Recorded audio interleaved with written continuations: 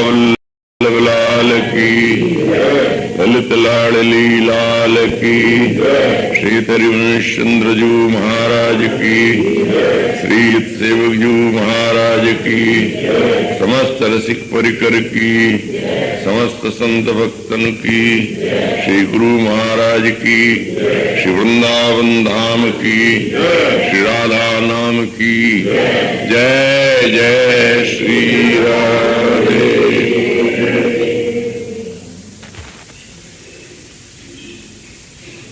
समुपस्थित पूज्य चरण संत महानुभाव, सहृदय भक्तगण, भक्तिमती माताओं,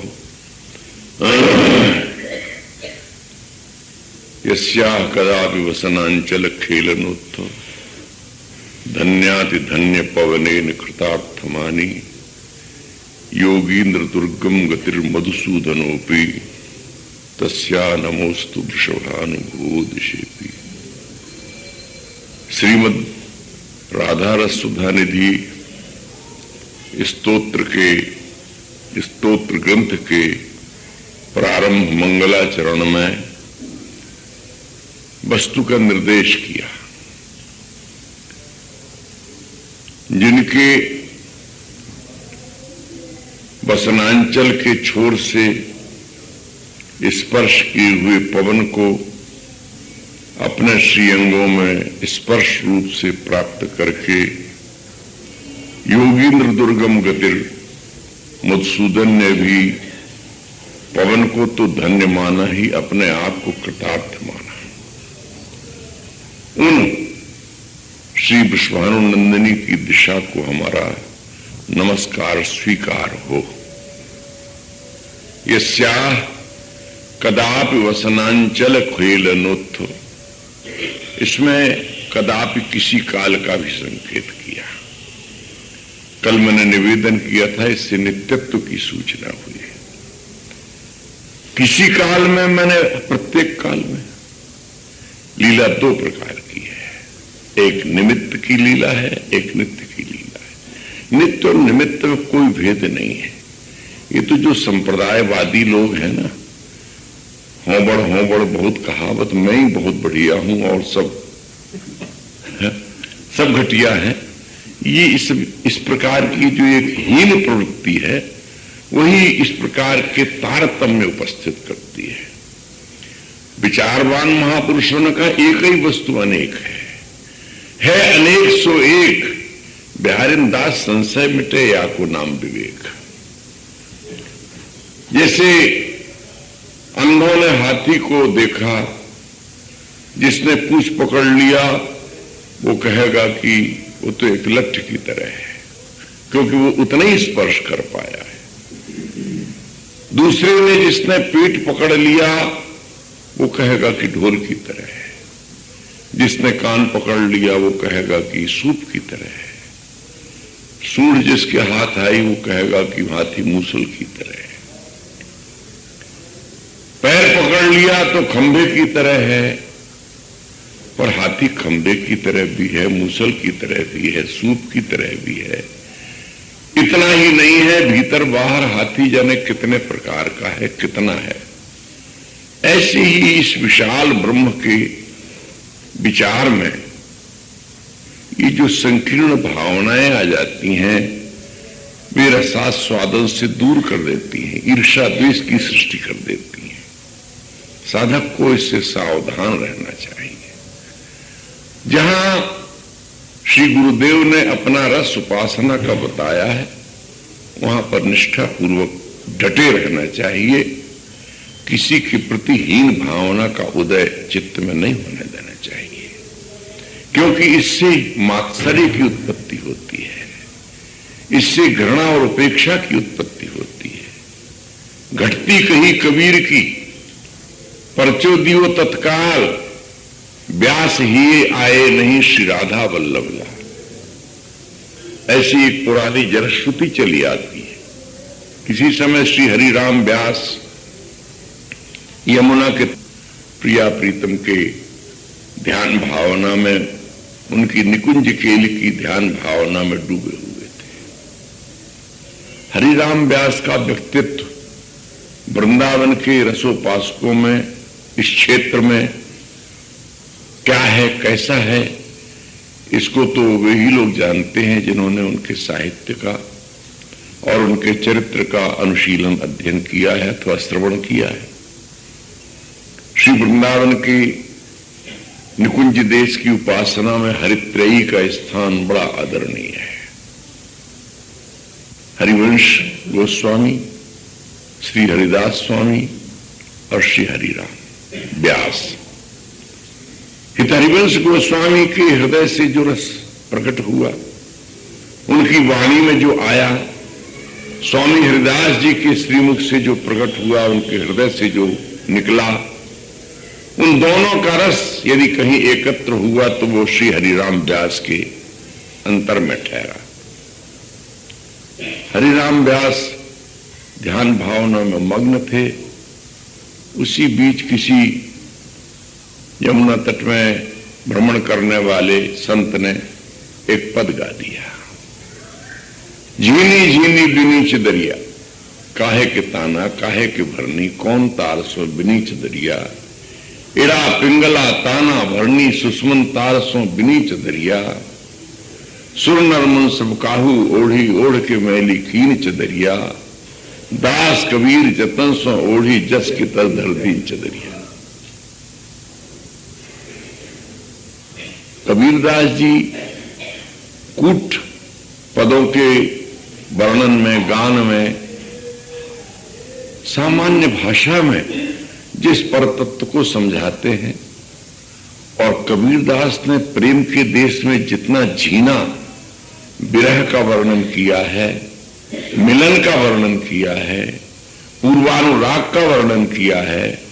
यहां प्रसंग उसको विस्तार करने का नहीं है, पर वो अपने आप में अनोखा है। कबीरदास को मूल्यांकन हमारे भक्तमालकार श्रीनाभा स्वामी ने किया।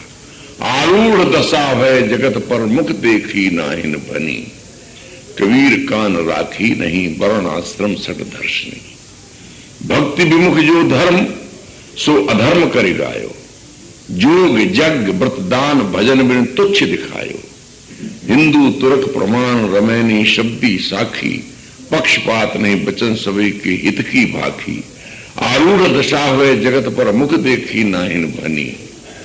कबीरदास के स्वरूप को ठीक ठीक न समझने के कारण कहिए हरिराम व्यास के मन में हीन भावना आ गई।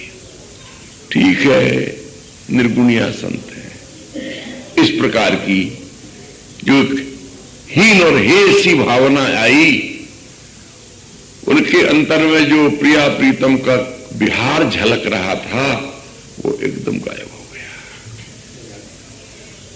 बड़े घबराए, लाख प्रयास किया।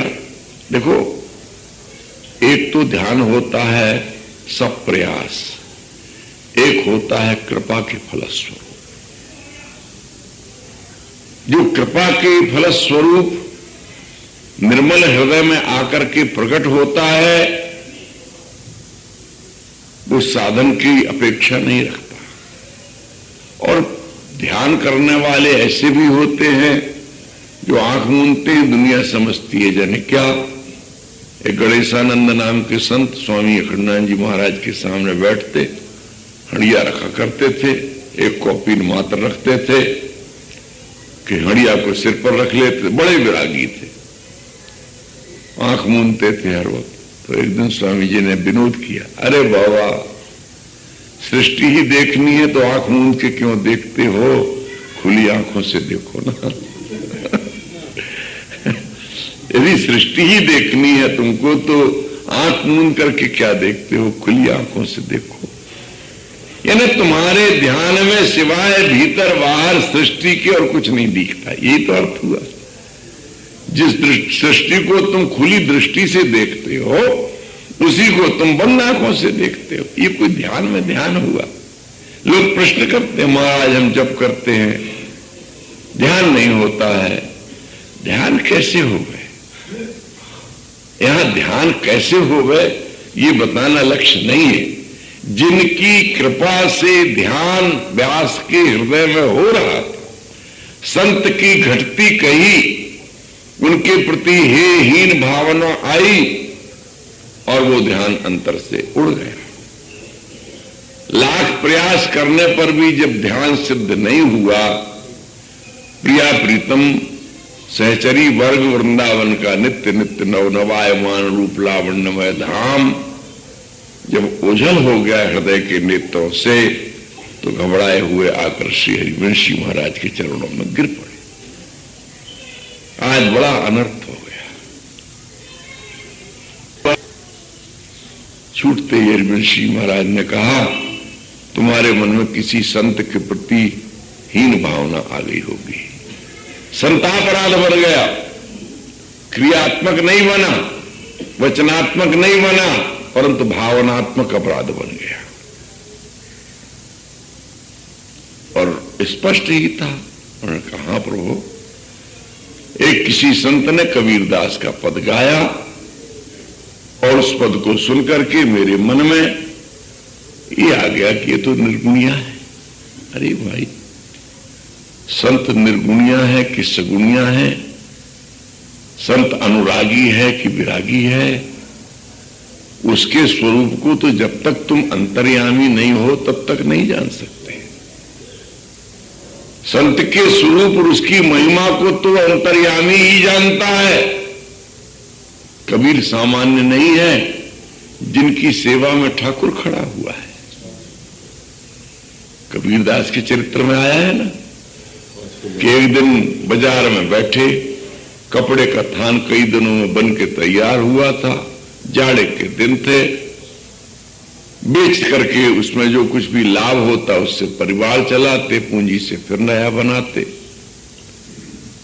एक संत आ गए, बाबा हमको वस्त्र चाहिए, तो फाड़ के देने लगे। संत ने कहा, नहीं नहीं, इतने से हमारा काम, हम तो पूरा थान लेंगे। पूरा दे दिया, प्रॉफिट भी दे दिया और पूंजी भी दे दी। अब लेके जाएं घर में आटा दाल तो कैसे जाएं, क्योंकि था ही नहीं उनके पास, कुछ छिप रहे। ठाकुर जी को चिंता पड़ी, उनकी प्रतिज्ञा है, अनन्याश्चिंतयन्तो मामी जना पर्युपास्ते तेषाम नित्याभियुक्तानाम योगक्षेमं वहाम्यहम्। ढकेल में तमाम सामान, आटा है, चावल है, दाल है, घी है, मिर्च है, मसाला है, मेवा है, ले आए। कबीर की मां ने कहा, ना ना ना, मेरा बेटा कभी किसी का प्रतिग्रह दाना नहीं लेता है। और कौन सुनता है, डाल गए। फिर भी कबीर नहीं आए, तो एक रूप कबीर का बना करके हर एक आने वाले को 2.5 सेर बांटना शुरू कर दिया। कबीर के यहां बैठ करके कबीर छिपे बैठे थे। वहां से मानो ठाकुर जी एक साधु के वेश में निकले, बोले, अरे भाई तू कौन बैठा हुआ है, यहां भूखों मर रहा है, कबीर के चला जा। वहां हर एक जाने वाले को 2.5 सेर मिलता है। कबीर ने कहा, मेरे 2.5 सेर तो खाने को नहीं है, देने के लिए कौन आ गया। जब आके देखते तो वहां तो भिखारियों की भीड़ लगी हुई है। जो बांटने वाला था वो जरा सा ओझल हुआ, कबीरदास अपने घर हो गए। उस दिन से उन्होंने कहा, रे तू क्यों सोचे बंदे, सबकी सोचे राम। उन्होंने कपड़ा बुनना इत्यादि सब छोड़ छाड़ दिया। जब वो कर रहा है हमारी चिंता, तो हमें अपनी चिंता करने की क्या आवश्यकता। ऐसे महापुरुष के संबंध में हीन भावना आते ही हृदय से वस्तु का लोप हो गया। इस दृष्टांत से मैं ये बता रहा था कि उत्तम साधक वो है जो गुरु प्रदत्त मार्ग और चिंतन में अपने आप को लीन रखता है। ये जो तारतम्य उपस्थित हुए हैं, ठीक है, इनमें भी अपनी एक सत्यता है। एक ही परमात्मा है, पर उसकी देखने की दृष्टियां भिन्न भिन्न है। भगवती श्रुति कहती है ना कि वह परमात्मा एक है, किंतु जो विद्वान पुरुष हैं, जो उत्तम साधक हैं अथवा उत्तम प्रकार के संत हैं, वे बहुधा वदंती, उसको बहुत प्रकार से, एकम सत विप्रा बहुधा वदंती। सदवस्तु एक है, परंतु विप्राह से तात्पर्य यहां पर वे जो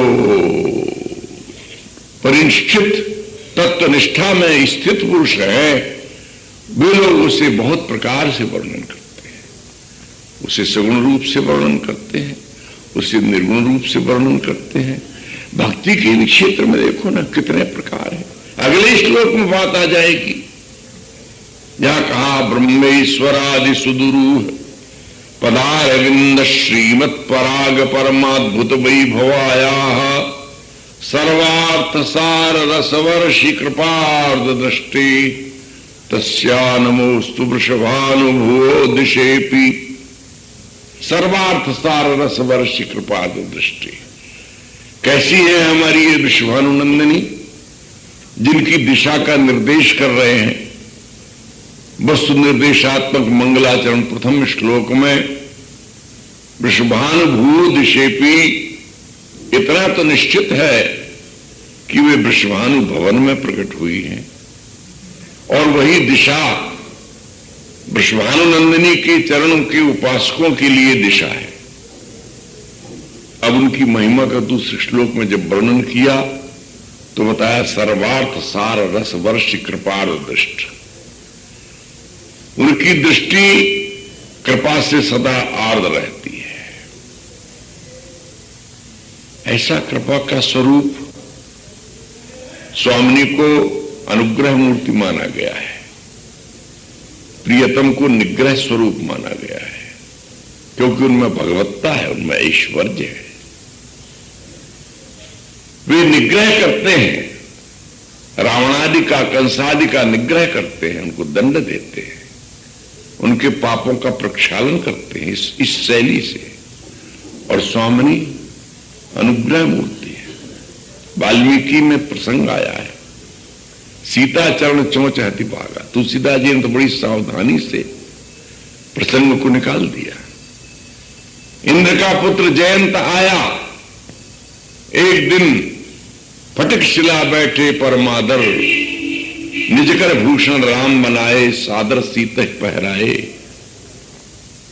जिस समय वनवासी रूप में विचरण करते थे, इस फटिक शिला पर विराजमान रघुनंदन जनक नंदनी स्वयं श्री राम ने पुष्पों के आभूषण बनाकर उनके अंग अंग में सुसज्जित किया। उसी समय किस प्रयोजन से, किस लाभ के लिए, क्या जानने के लिए इंद्र का पुत्र जयंत कौए के रूप में आया। तुलसीदास जी लिखते हैं सीता चरण चोंच हति भागा, पर यहां काव्य की कुशलता है। इसमें दो अर्थ बनते हैं। सीता के चरण में चोंच मार करके भागा, ये अभिधार्थ है, और इसमें थोड़ा समास इधर उधर कर दीजिए तो सीता के प्रति चरण और चोंच दोनों मारकर भागा। सीता स्पष्ट नहीं करना चाहिए, वाल्मीकि ने स्पष्ट किया, क्योंकि चला उधर रघुनायक जाना। राघवेंद्र सरकार जनकनंदिनी के गोद में अपना सिर दिए हुए विश्राम कर रहे हैं, एक क्रीड़ा कौतुक का आनंद ले रहे हैं। यदि रुधिर चरणों में से निकला है तो जो गोद में सो रहे हैं उनको चरण रुधिर के स्पर्श का ज्ञान कैसे हुआ। चला रुधिर रघुनायक जाना, तो इसका अर्थ होता है कि ऊपरी भाग में, ऊर्ध्व भाग में चल हुआ है, और तब रुधिर का प्रवाह चला। इसे श्री राम जी ने अपने स्पर्श से जाना। एक सीख उठा करके धनुष और बाण का भाव लेकर के जब मार दिया, त्रिलोकी में भटका फिरा, कहीं किसी ने उसको शांति नहीं दी, किसी ने शरण नहीं दिया, वहीं आना पड़ा। सिवाय श्री राघवेंद्र सरकार के चरणों में प्रणति करने के, प्रपन्न होने के, और दूसरा कोई मार्ग नहीं था। अब और इससे अधिक दंड उसको मिलना चाहिए था, क्योंकि अपराधी सामने आ गया, पर अनुग्रह मूर्ति स्वामिनी ने उसको क्षमा करा दिया। और भी ऐसे अनेक प्रसंग हैं, तो स्वामिनी अनुग्रह मूर्ति है। इसीलिए कहा यत् प्रादुरस्ति कृपया वृषभानुगे, जिनके प्रादुर्भाव में केवल कृपा ही है। इधर हमारे वृंदावन के निकुंज देश में श्री ध्रुवदास जी महाराज ने एक सबैया में कवित्त में वर्णन किया, सहज स्वभाव पर्यो नवल किशोरी जू को मृदुता दयालुता कृपालुता की राशि है, नेक हूं ना रिसके हूं भूले हूं ना युत सखी, रहत प्रसन्न सदा ये मुख हास हैं, ऐसी सुकुमारी प्यारे लालजू की प्राण प्यारी, धन्य धन्य धन्य तेई जे इनके उपासी हैं, हित ध्रुव और सुख देखियत जहां लग, सुनियत तहां लग समय दुख पासी है। सहज स्वभाव पर्यो नवल किशोरी जू, मानव स्वभाव में नित्य एक सी मृदुता दयालुता कोमलता सरलता नहीं है, पर किशोरी के स्वरूप में सहज सहज बिना प्रयास के, जिसको कहना चाहिए स्वधर्म बन गया है। जैसे अग्नि का दाहकत्व अपना एक धर्म है, जल में तरलता उसका अपना धर्म है। लोग कहते हैं धर्मनिरपेक्ष, बेवकूफ है। धर्मनिरपेक्ष तो कोई हो ही नहीं सकता है। धर्म कहते हैं स्वभावगत जो भी एक वृत्ति है, जैसे अग्नि में जलाने की शक्ति है, ये उसका धर्म है। ऐसे ही जल में तरलता अपना एक धर्म है। स्वामी के स्वरूप में क्या धर्म है? बोले मृदुता दयालुता कृपालुता। सहज कोमल है, सहज दयालु है। वो एक प्रसंग याद आता है, जयपुर के कोषागार में एक जगन्नाथ भट्ट नाम के व्यक्ति खजांची के पद पर काम करते थे। पुरानी बात है। जगन्नाथ भट्ट बड़े भावुक, बड़े रसिक हृदय, और उनकी जो पत्नी थी उसका नाम किशोरी था। वो भी बड़ी रूपवती गुणवती, सब प्रकार के गुणों से संपन्न, और दंपति में बड़ा प्रेम। जगन्नाथ भट्ट किशोरी के बिना मानो जी नहीं सकते थे। अहर्निश उसी के चिंतन में रहते थे, और वह भी पतिभक्ता सेवा परायण, अपने पति को सब प्रकार से प्रसन्न रखते थे। पर ये सुख के दिन अधिक नहीं बीते। एक रोग का झटका आया छोटा सा, और बहुत ही छोटी अवस्था में किशोरी शरीर त्याग गई। जगन्नाथ भट्ट के लिए जीवन में हाहाकार मच गया। उनके लिए तो शून्यायतम जगत सर्वम, सारा संसार सूना हो गया। खजांची का पद छूट गया। दिशा दिशाओं में पागल की भांति भटकते फिरने लगे। बस आंखों में जल और वाणी में हा किशोरी। जल बरसाते हा किशोरी। उनके मर्म को कोई समझता नहीं था। उनको यह भी ज्ञान नहीं रहा हम कहां जा रहे हैं। पागल की तरह भटकते फिरे। भटकते हुए वो बृहत्सान बरसाना आ गए। गहबरमन की एक लता के नीचे। ये इस जानकारी उनको नहीं थी कि हम ब्रज में आ गए, हम स्वामिनी के धाम में आ गए। कौन स्वामिनी, कौन किशोरी, वो इस बात में जानते ही नहीं थे। वही वैसी जो रानी रत्नावती की दासी हाय हाय गोविंद करती थी, तो रत्नावती ने पूछा, ये गोविंद कौन है, ये कृष्ण कौन है, किसका नाम लेती है, तुझे क्या दुख है हमारे महलों में। रानी जी, आप इस बात को जानने की चेष्टा मत कीजिए, ये वो आपके जानने की चीज नहीं है। नहीं तो कौन है वो गोविंद? तो उसने परिचय दिया, ये वृंदावन बिहारी श्री कृष्ण है। एक संत ने मुझे उनके चरणों की प्रीति भक्ति दे दी है। तो तू दुखी क्यों है? बोले, जब तक वो नहीं मिले तब तक मैं सुखी नहीं हो सकती। गोविंद के स्वरूप को समझते ही रानी के हृदय में श्रद्धा जागृत हो गई। दासी को उसने अपने बराबर समकक्ष बिठा लिया, कहा तुम मेरी आज से गुरु हो, इस गोविंद की प्रीति को मुझे भी दिलाओ। कहने का कि रत्नावती जैसी बिल्कुल शून्य थी, भगवान श्री कृष्ण के स्वरूप ज्ञान से एक दासी के संपर्क से उनको बोध हुआ। इसी प्रकार से जगन्नाथ भट्ट बिल्कुल कोरे थे, उनको पता ही नहीं था कि ब्रज क्या होता है, ब्रज में क्या कोई आराध्य तत्व है, यहाँ का प्रेम, यहाँ का रस। और मुझे इस वियोग काल में, इस दुखी काल में ब्रज में जाना है। सहज सहज वो भटकते हुए आगे बरसाने। हा किशोरी और नेत्रों से जल वृष्टि। संध्या का समय, किशोरी जी वृषभानुनंदिनी अपनी सहचरियों के साथ वन भ्रमण के लिए निकली। वन विहार के लिए गहवर वाटिका के समीप जब आई तो ये करुण क्रंदन सुनाई दिया। देखो, लीला अंतरंग में नित्य है, बहिरंग में अधिकारी जनों को दर्शन होता है। बोली ललिता, ये मेरा नाम लेकर के कौन रो रहा है? ललिता जी ने कहा, तो आप बड़ी भोली है, आप ही थोड़े किशोरी हैं। और जो किशोरावस्था को प्राप्त हो जाए उसका नाम किशोरी। कह लगी, इस ब्रज में तो सखी मैं ही किशोरी हूं, इस ब्रजमंडल में तो मुझे ही लोग किशोरी नाम से जानते हैं। ये मेरा नाम ले लेकर के रो रहा है, मेरे तो पांव नहीं आगे बढ़ते। अब देखो, करुणा मूर्ति करुणा से द्रवित हो गई, कोई संबंध नहीं, कोई हेतु नहीं।